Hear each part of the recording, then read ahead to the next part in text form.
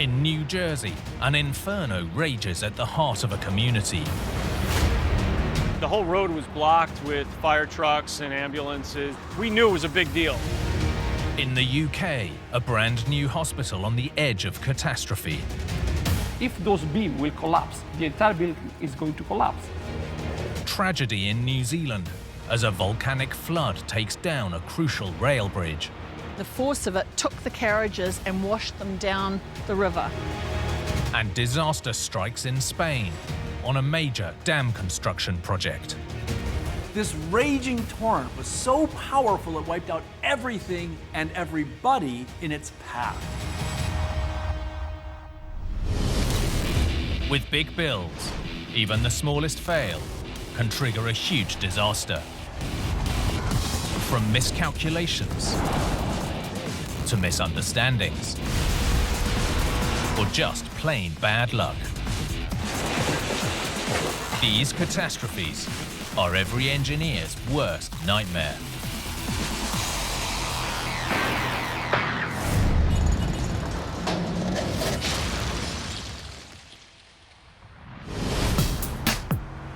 With everything they do, engineers try to plan for any possibility. But sometimes, catastrophe takes them by surprise. Like this story in New Jersey, as disaster struck a chemical factory. I don't know if they were aware of just how dangerous this was. It sounded like a 10,000-pound bomb. Spreading fear across a community. They were just surrounded by black smoke. People who were forced from their homes. As a catastrophic chain reaction took hold. Once this material catches on fire, it all catches on fire, and it is too late. This disaster forced an industry to change.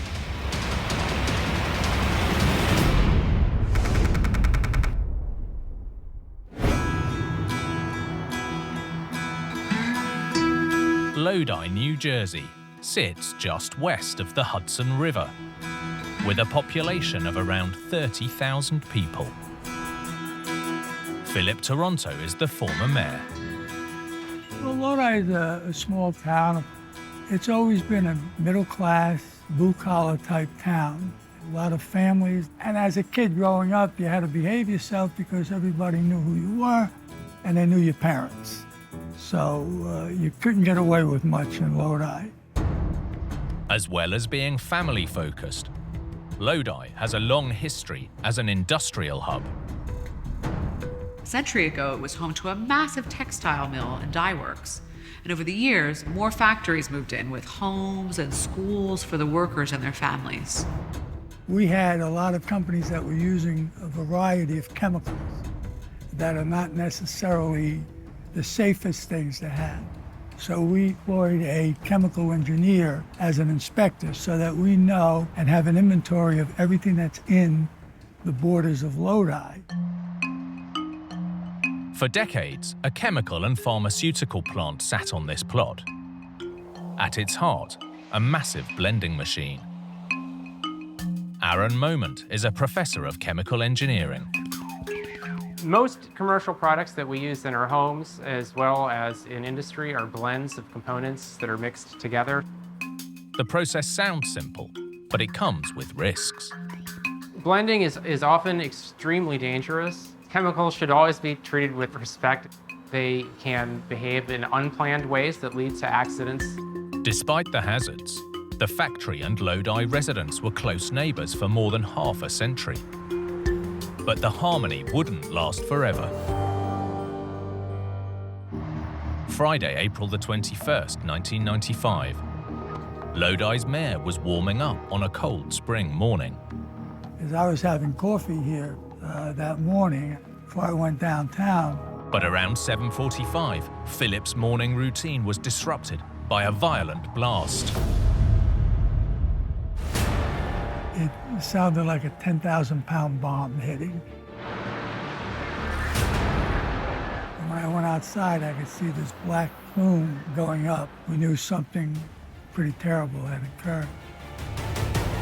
News photographer David Adonato was on call. I knew where I was going just by seeing the black smoke that was coming up from the fire itself. The mayor learned from his emergency team that the blast had come from the chemical and pharmaceutical factory. He briefed me immediately that we had an explosion. We don't know the extent of it. The site is under the fire. They were dousing it.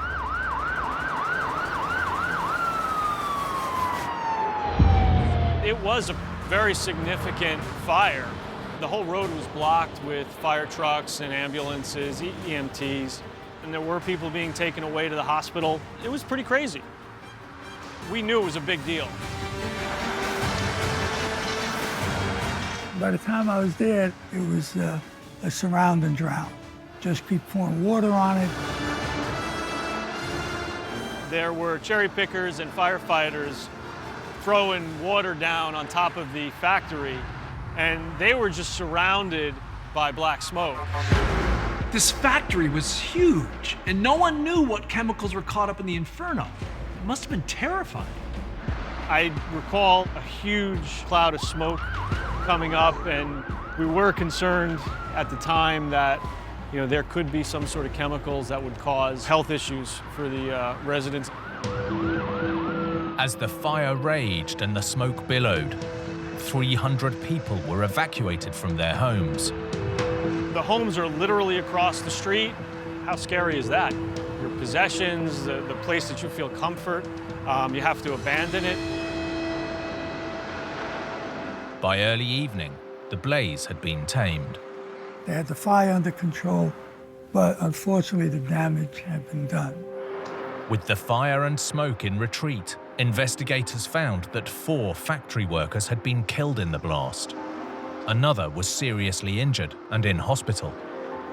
I had to go over, and these people are waiting there and tell these families that their loved ones were lost.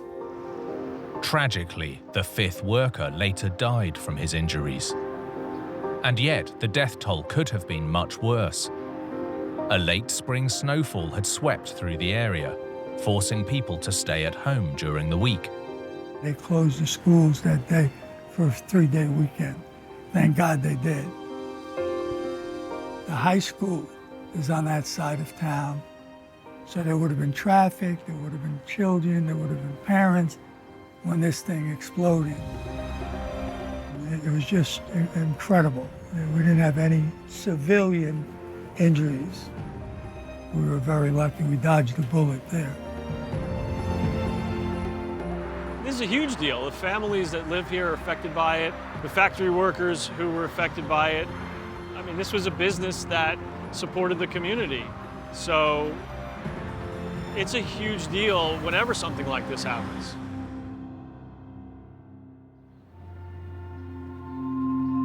The disaster rocked the tight-knit community and made national news. Everyone wanted to know what could have triggered such a massive explosion. When it's a chemical company and then you have an explosion, you have to figure everything that's in inventory, and now it's mixing. What's the result? Investigators knew that on the day of the accident, around 4 tons of chemicals were being blended. Professor of Chemical Engineering Aaron Moment studied the disaster. They were manipulating thousands of pounds of powder in a very large dryer to be used as a recovery agent for gold, specifically in the field of mining. The mix included 800 kilograms of powdered aluminium. Aluminum powder is used in paints and solar panels, but it's also a key ingredient in fireworks, missiles, and rocket boosters. Each of the chemicals being mixed was stable at room temperature. So the question was, what had gone wrong? In the hours leading up to the disaster, workers had noticed strong odors. Almost everybody in the factory could smell that something was wrong, and the smells were very sharp and pungent, like rotten eggs. Operators opened the mixer to investigate. They did observe pools of things reacting in the dryer that indicated to them that things were not going according to plan and there was a problem. At the time, workers didn't know the source of the trouble. But investigators later concluded that something unwanted had made its way into this chemical cocktail. There was one unexpected, seemingly harmless ingredient that caused things to spiral out of control: water. Inside the mixer, the water reacted with another chemical used for dyeing or bleaching, sodium dithionite, which contains sulfur, explaining the rotten egg smell. Well, water is such an issue because the sodium dithionite reacts with water to release gas and heat. And as the heat is released, the reaction accelerates. Pretty soon, you're operating at a temperature that's way in excess of what anything was planned. In addition, you have around this aluminum, and you have the presence of a lot of oxygen as an oxidant. They knew that they had a potentially explosive situation. Investigators were unable to pinpoint how the water entered the mixture. But with the increasing heat and pressure, the chemical reaction started to accelerate. It's not clear if there is anything that you can do, because there is a point at which, once the aluminum is reacting, it's probably too late. Inside the vessel, the chemical cocktail was now in a runaway reaction. A runaway reaction is exactly what it sounds like. Once the reaction starts, it snowballs, and there's nothing you can do to stop it. Yet, workers did make a desperate attempt to avert disaster. The operators hoped that dumping the mixture out of the vessel would somehow stop the reaction, but they were wrong. As the blender was unloaded, the powder caught fire, and the whole mixture ignited.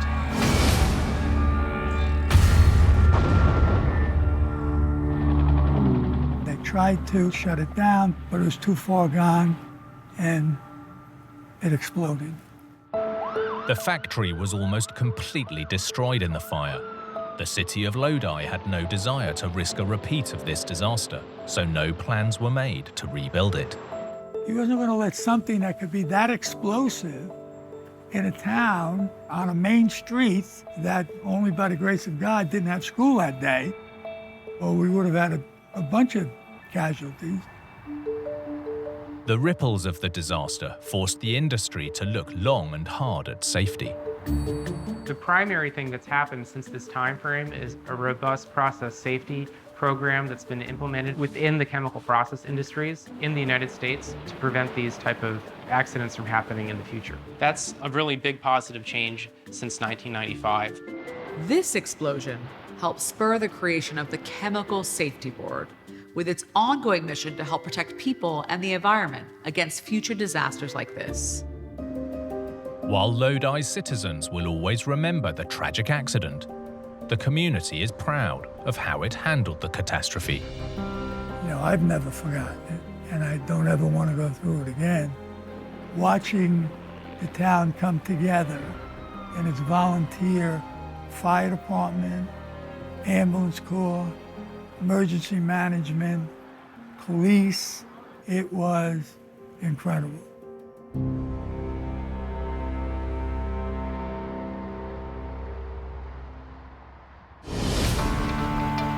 In big engineering, every structure is in a constant battle with the elements. But sometimes Mother Nature doesn't fight fair. Like this story in New Zealand, as a railroad catastrophe struck on Christmas Eve. There were no warning signs. The noise from the river was horrific. A disaster that flattened a bridge and derailed a train. This was the dead of night. Nobody knew the bridge was down. This tragedy was the worst rail disaster in the nation's history.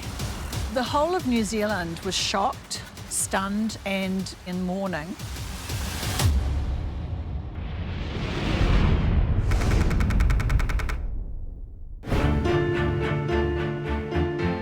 New Zealand's North Island is home to some of the most dramatic scenery in the world. At its heart, the central volcanic plateau. Civil engineer Walter Rushbrook works in this remote region. Central volcanic plateau is a very high alpine type environment. You've got steep valleys that run off the mountains. It's very active landscape. It's been basically forged by large volcanoes. The views might be stunning, But the jagged landscape is a nightmare for installing infrastructure. From an engineering perspective, building roads and railways through here, really challenging as a combination of sort of weak, highly erodible ash combined with hard rock and boulders. So when it comes to, say, building bridge piers and things like that, it's very, very hard to get a good foundation for your structures. Yet as far back as 1885, engineers rose to the challenge, building a railroad from Auckland in the north to Wellington in the south. It took over 20 years to plan, survey, and cut more than 700 kilometres of track through the wilderness. This part of New Zealand was literally the middle of nowhere. This was pioneering stuff. They were hauling everything into the area, and it was all done by hand. Very, very manual, demanding work. And they were breaking new ground and trying to create the railway line. As the railroad nears the central volcanic plateau, the tracks pass near the slopes of Mount Ruapehu. From the ground, Ruapehu looks like a mountain, but it's actually a stratovolcano. And at the top, there's a giant crater that's filled with a lake of warm water. This crater lake feeds the Whangaehu River, which flows south to the sea. For more than 100 years, trains have crossed the river thanks to a bridge at Tangiwai. But this isn't the first crossing here. Christmas Eve 1953. Late in the evening, an express train with 285 passengers and crew was nearing Tangiwai on its journey north towards Auckland. Debbie Clooney is from the National Army Museum, Te Matatoa. The train was full of revellers and family members happy to be going to Auckland to spend time with their friends and family over the Christmas break. Up ahead, the Whangaehu River was running dangerously high and had damaged the bridge. Remote and rural, only a passing postal worker was witness to the precarious situation. The postal worker ran to the track and attempted to warn the oncoming train with just a flashlight. The driver quickly realized something was wrong. He applied the brakes, dropping sand onto them, which helps to slow the wheels down a lot more quickly. But it was too late. The locomotive hurtled onto the damaged bridge, which catastrophically collapsed into the raging river, taking the train down with it. The carriages were tossed by the water, and the force of it took the carriages and washed them down the river. As word of the crash spread, both authorities and locals alike rushed to the scene. Just a boy at the time, Bruce Thompson arrived with his mother. We came out and the noise was horrific from the river. The first piece of wreckage we struck was carriage 3. It had been virtually cut in half. Rescuers scoured the mangled wreckage for survivors. My mother, she'd trained as women's auxiliary during the war, and she stepped in to help whatever she could. As dawn broke, the true scale of the disaster became clear. There was carriage way down, right down the river. Carriage 2 was across the stream. Carriage 6, of course, was across the other side of the river. Although over 100 passengers were rescued, many more were still missing. But they were looking for bodies, were searching the rivers, and they went from here down. And this carried on for quite some time. When the recovery operation finally came to an end, the death toll had climbed to 151 people. After learning the news, the entire nation was in mourning on Christmas Day. The whole of New Zealand was shocked, stunned. Virtually everybody would have known someone who had family on that train, because at that stage New Zealand wasn't a huge population. This combined to be the deadliest railway accident and one of the worst natural disasters in New Zealand's history.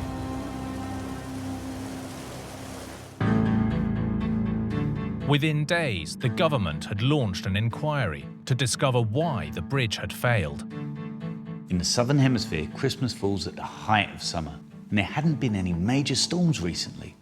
So the big question was, Why was the river flooding so badly?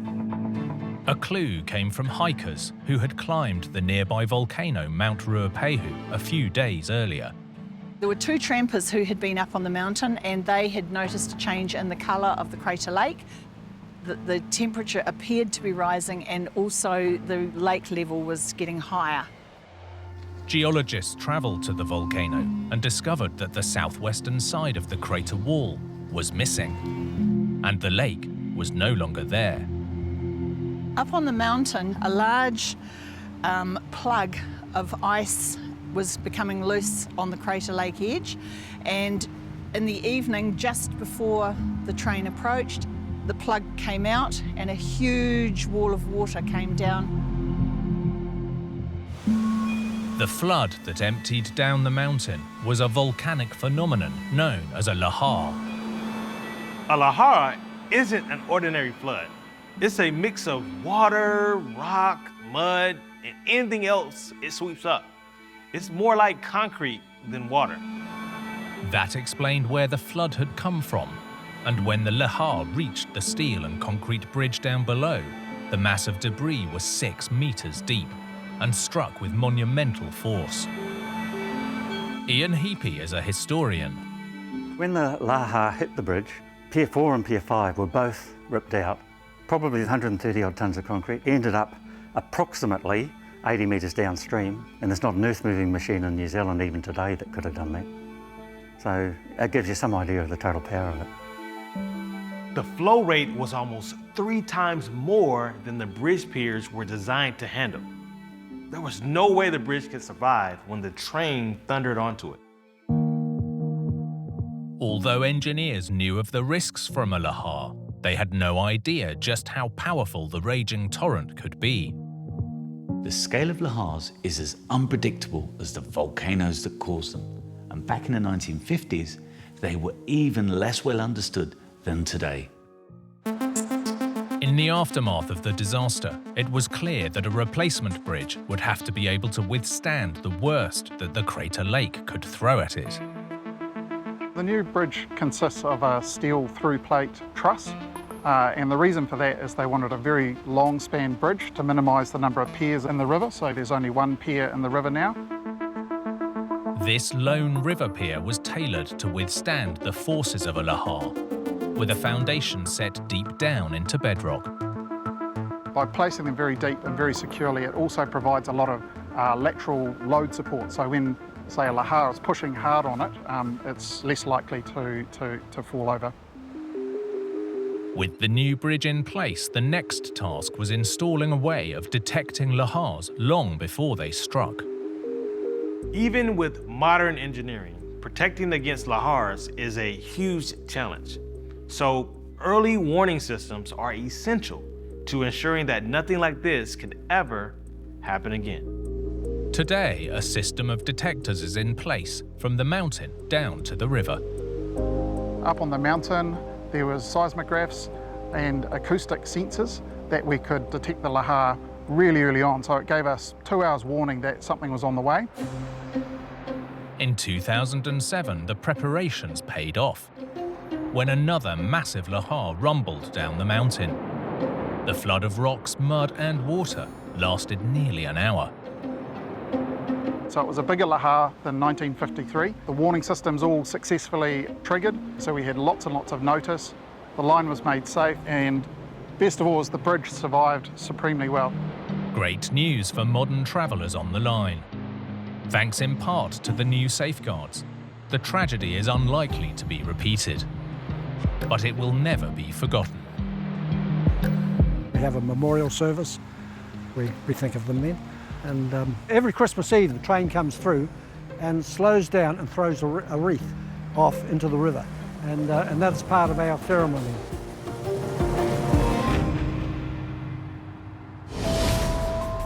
In big engineering, every step is worked out in meticulous detail. Any change in plans can have dramatic consequences.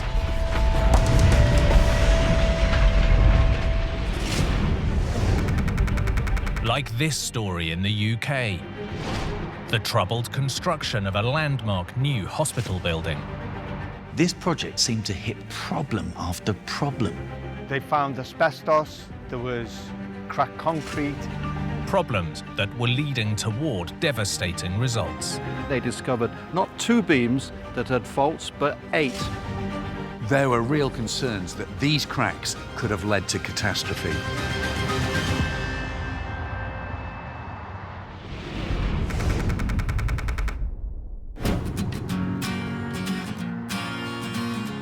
Liverpool in northwest England owes its success to the River Mersey, with swift access to the shipping lanes of the North Atlantic.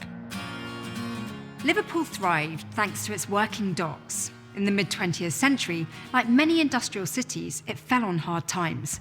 But in recent decades, it's experienced something of a rebirth.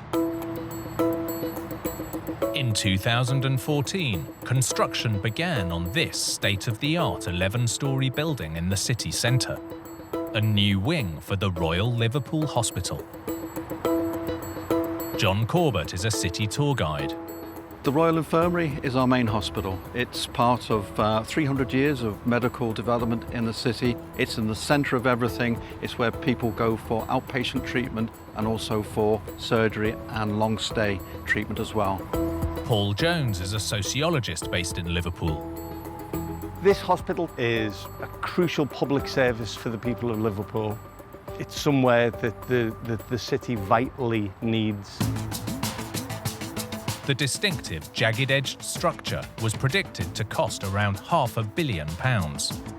Hospitals are eye-wateringly expensive things to procure and build. That cost is in part down to the multiple functions the structure must serve. The building might look complicated on the outside, but that was nothing compared to the inside. Modern hospitals are a warren of rooms with different roles, from ambulance bays and scanning suites to patient wards and cafeterias, each with their own engineering challenges. There's much increased sort of commercial space of cafes, of shops, of non-clinical spaces for patients to hang around in. So healthcare thinking and hospital design has changed a great deal since the 1970s. But 2 years into construction, the high-profile project was heading way over budget and off course. December 2016, less than a year before the building was scheduled to open, problems started to surface. The contractors kept putting the actual completion date off. There was asbestos discovered in parts of the building which had to be removed, bad weather halting exterior construction, and also cracking concrete. These postponed the completion of what should have been a prestigious new hospital. Most concerning was the cracking concrete. Structural engineer Luigi Desano knows the case. 2 cracks were identified on a beams that was located on the lower floor, which was a sign of possible failure that could take place. So when in a structure you detect cracks, it's always a warning that you need to investigate further. But before anything could be done, the project was hit by another setback. Midway through construction, it turned out that the original contractor had serious financial problems, and it looked like the hospital was going to be left in limbo. To fix some of these technical problems would have taken a lot of time and a lot of money, and effectively the developer ran out of both. Our hospital was not going to open anytime soon. The city desperately needed the new hospital facility, but before construction resumed, engineers investigating the cracked beams discovered that the situation was worse than they had expected. At the point when new contractors took over the construction, the new developers found 8 cracked beams, up from the original estimate of 2. Luckily, at this stage, the building was still empty. But reports suggested that under the load of a full and operational hospital, 5 of the 8 beams could have failed. Concrete is hugely versatile. That's why you see it in everything from dams to bridges and hospitals.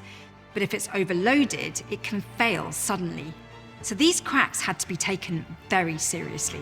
If it detects cracks at the lower floor, that's an indication, is a very important sign of warning, because it means that if those beams will collapse, the entire building is going to collapse.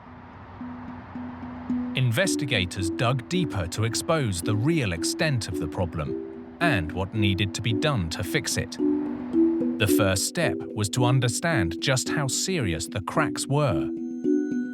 When concrete sets, it shrinks, which can cause cracks to form. Up to a point, small cracks might not be a problem. The question is how widespread they are and how big they might eventually become. The sides of the crack can be different. If they are small enough, they are protecting the steel that is inside the beam. If they are large, then they can be an indicator of failure occurrence, and then we need to intervene. The location of the cracks on the beam is also critical, as Luigi demonstrates with a beam loading machine. That is what happens when you have a heavy weight in the middle of a beam. So the beam will start to deflect, and this one, as you see, is a very, very small crack that is progressing within the concrete. So another one is forming here, and as you see, as the load progresses, new cracks are forming along the beam. At this size, cracks can potentially be filled, and if the excess load above is reduced, the beam can be returned to service. This is a level of crack sides so that we can intervene and repair them, because what will happen by removing the load, they will disappear. So this is a level of acceptable size of crack. But if the load causes cracking beyond this acceptable level, it can trigger a total failure of the beam. That's the formation of the rupture of the beam, where concrete is collapsing. And then you see that this is not acceptable. The concrete has reached the crushing capacity, and you see that the failure is now being spread, so the beam is not able to carry any further load. Luckily, this has not happened in the Royal Hospital, so that we were able to repair it, because this stage was never reached there.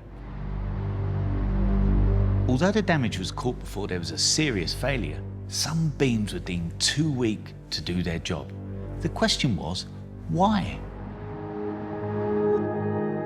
One possibility was a change in weight distribution between the design and construction phases. The formation of the cracks was primarily attributed to possible extra load that was applied at that location, and it was not designed for. Engineers always add safety margins, but if something changes between design and construction or going into operation, then the calculations could be out of date. The extra load could have been due to a new location of heavy machines that were located at that floor. And what happens when you start to load the structure, then it can show some pathological cracks, which means that the crack go beyond certain limits that are not acceptable. With the risks identified, the next challenge for the construction team was how to fix the beams. By the time this problem came to light, the structure was pretty much complete, so any solution would have to be literally bolted on to whatever was already in place. So it was very complex then to design an adequate solution for repairing the structural damage that was detected. Here, the fix involved hundreds of tons of concrete and steel that would reinforce any weak points without overloading the floors below. The solution that the engineer proposed was to have an extra frame within the existing structure that had to be maneuvered within an existing structure without interrupting the functionality of the remaining floor. Finally, in September 2022, the new building, now structurally sound, was ready to receive patients. It might have opened 5 years later than planned, but for Liverpudlians, it was well worth the wait. At last, the people of Liverpool have a world-class hospital to call their own.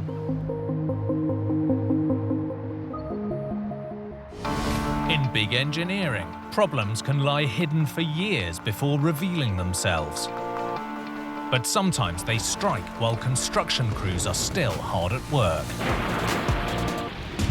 Like this story in Spain, as catastrophe ripped through a massive dam construction project. Vast quantities of water came crashing down in minutes.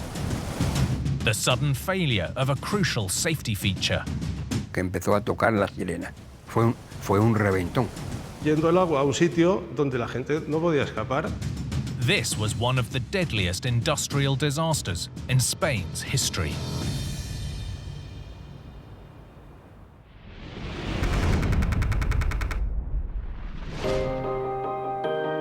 In western Spain lies one of the nation's best-kept secrets, Monfragüe National Park.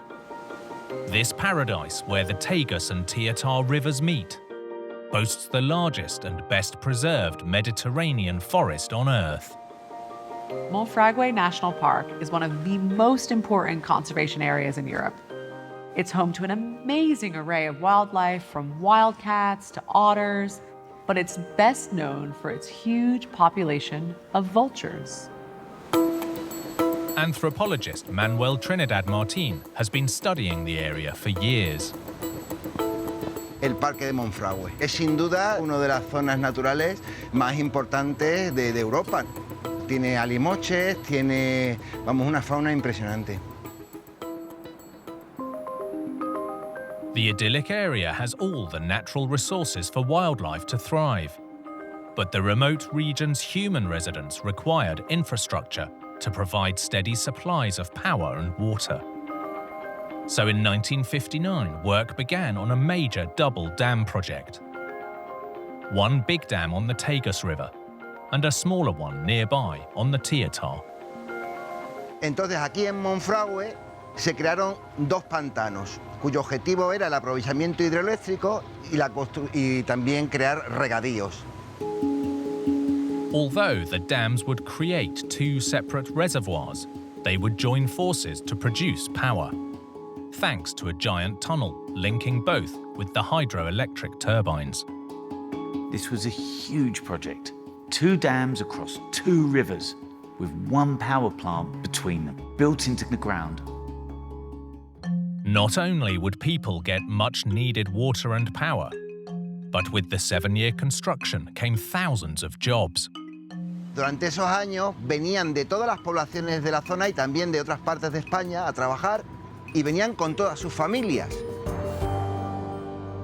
But before the dams went into service, this massive project would wreak havoc on the region, on a scale that no one could ever have imagined.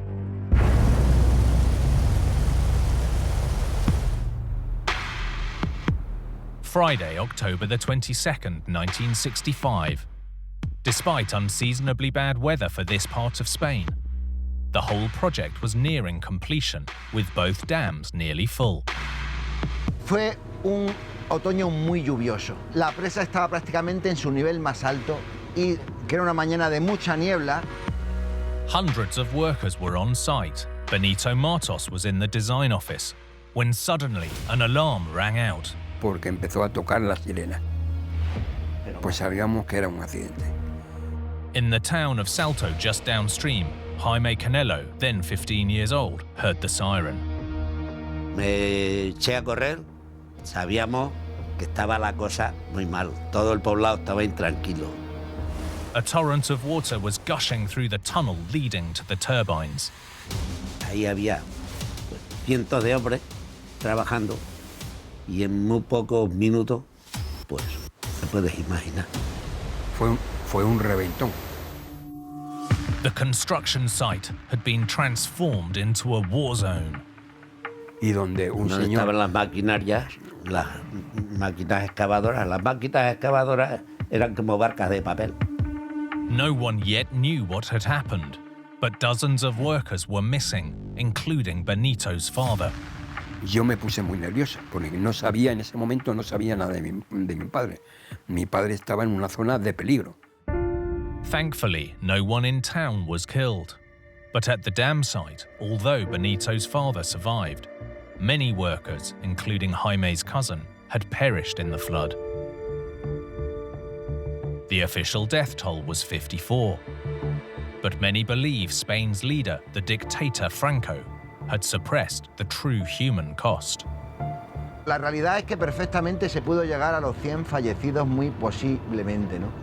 Fue una tragedia enorme, o sea, fue algo muy triste. The loss of so many people left local communities devastated and wanting answers. Just what had caused this terrible tragedy? Much has been lost to history, but officials do know that on that day, engineers had begun testing the dam's water release spillways. After nearly 6 years, construction was almost finished, so they began filling the reservoirs to assess the spillways. Although testing was standard procedure, some believe that it was done with too much water in one of the reservoirs. Jaime Canelo lived nearby. El domingo ese antes del accidente me subí por encima del muro, echado de barriga en la plataforma que ya tocaba el agua. Con lo cual no se podía retener más agua. The reservoir was only supposed to be filled to 85% capacity before being tested. This went way beyond that. Y no estaba al 85, que estaría por lo menos al 90 Sí, ya. cuando... Mínimo. Que la presa rebasó el límite de lo que estaba permitido que soportara. The dam's excessively high water level likely exacerbated an existing problem, with a floodgate which sealed off a channel leading to the turbine tunnel. Professor of Civil Engineering Miguel Ángel Municio explains. Sabemos que se rompió una compuerta, que esa compuerta estaba en un canal, en ese canal conducía a un túnel que estaba en construcción, donde había gente trabajando. This gate was a crucial safety feature, designed to keep the tunnel dry while workers were inside. El embalse tenía un nivel alto, la compuerta lo que hacía era cerrar el paso al agua al canal que conduce a lo que sería después la central hidroeléctrica a través de un túnel. Ese túnel estaba en construcción, entonces esta compuerta cerrada, que era su función era estar cerrada para proteger a toda la gente que estaba trabajando en la obra. But instead of holding back the water, the floodgate failed catastrophically. When the gate gave way, more than 50 workers were trapped with no way out. Based on eyewitness accounts, many believe this vital floodgate was incorrectly fitted. Benito Martos worked on the project. El problema fue que esa compuerta se colocó. Demostramos, con los años, pudimos demostrar de que la compuerta la pusieron mal. If the gate was installed backwards, then the excess pressure from the full reservoir wasn't pushing the gate closed, but rather forcing it open. A massive amount of force pushing against an incorrectly fitted temporary floodgate. This was only likely to ever go one way. This one failure was enough to cause dozens of deaths, and yet resulted in little permanent damage to the project. La verdad es que no fue la presa lo que falló, de hecho la presa está, el muro sigue estando. Lo que falló fue la mala colocación de la compuerta. Testing the dam by pushing it way past its capacity before it was even finished proved to be a catastrophic mistake. In the aftermath, with the dam structures unharmed, construction was able to continue, while the Franco regime began to look to the future. Se ha hecho un tupido velo, como se suele decir, por encima, echa una manta por encima y aquí no ha pasado nada. Nunca hubo ningún culpable, no se encontró ningún culpable. Un accidente de ese tipo en que habían fallecido tantas personas. 2 years after the disaster, the Twin Dam project was complete and generating electricity thanks to the enormous power it had so tragically demonstrated. And 4 decades later, a memorial was finally erected in Monfragüe National Park to recognize and remember those who lost their lives on that tragic October day in 1965. At the time, the government hoped to keep news of the disaster quiet. But for the people of Spain, this is one tragedy that will never be forgotten.